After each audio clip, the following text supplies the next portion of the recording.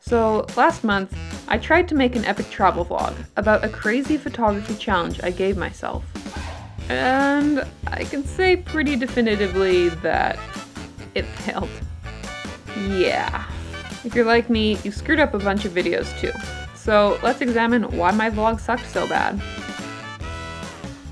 We'll start at the very beginning. Edmonton. That's where I'm from, and where polar bears are the main form of transportation. At least, that's what I told all my classmates when I was 10 years old living in Australia. And most of them believed me. Kids are pretty stupid. Wait, I need that. I had to go to Calgary for an interview anyways, which, by the way, I nailed. By nailed, I mean I was super nervous and anxious and sweaty and terrible and couldn't speak, but I still got into the program I was applying for. So, my plan was drive to Calgary, nail the interview, and then drive to Banff to create the most epic vlog of all time. It would be called Banff 24-Hour No Sleep Photography Challenge. How many bangers can I get? I'd hit 9 locations over the course of 24 hours, vlogging and capturing the most amazing photos along the way. I thought I had the perfect plan, but it turns out I made a ton of mistakes. Mistake number 1. Unrealistic timeline. 9 photography locations, 4 hikes, and almost 500 kilometers of driving in 24 hours is a lot. Between taking B-roll, setting up the camera for vlogs, dealing with the gear, and then doing the actual photography, something like hiking took me about 3 times as long as I was predicting. In the end, I had to skip a few locations, and at the locations I did stop at, I felt quite rushed. Even if you're not doing photography during your video or vlog, make sure that you're giving yourself enough time. Mistake number 2, no vlog experience. This isn't really a mistake per se, as everyone has to start somewhere, but I really should have kept this more in mind when I was planning the trip.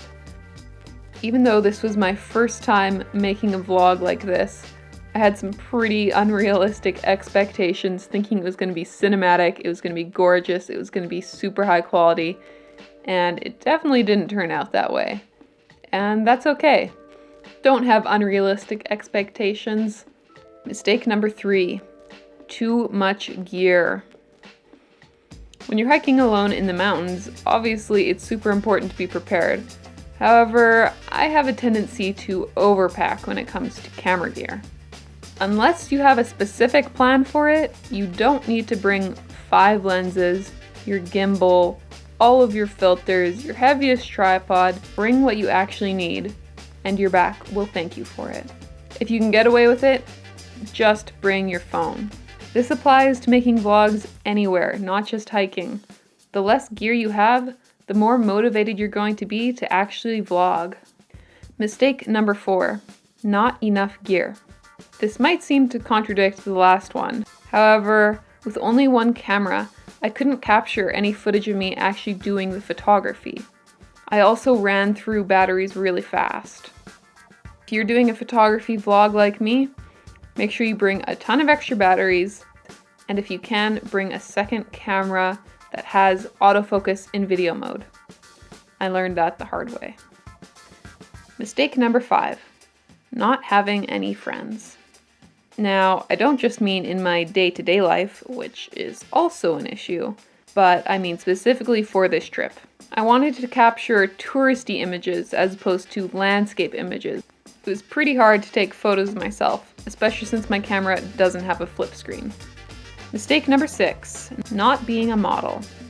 If number 5 doesn't apply to you because you're a lonely loser like me and you have to take photos of yourself, then it helps at least if you are a model. I am not a model, so unfortunately I have footage that looks like this.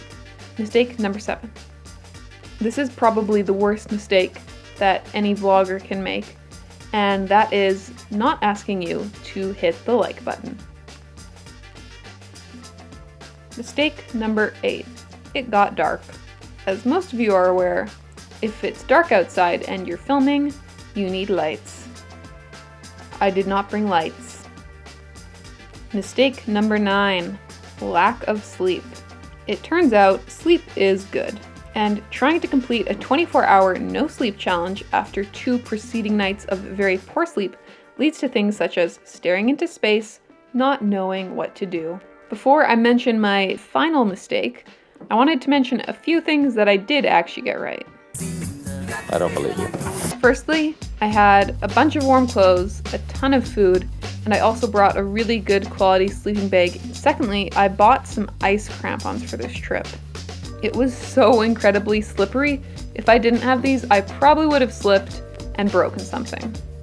Thirdly, I pushed myself outside of my comfort zone, and I'm so glad that I did.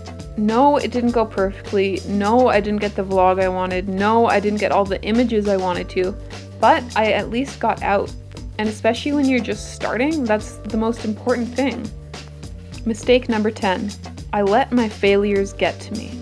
Between the lack of sleep, the poor preparation, and feeling ill-equipped, I stopped filming around dusk, which was only 6 hours into the challenge.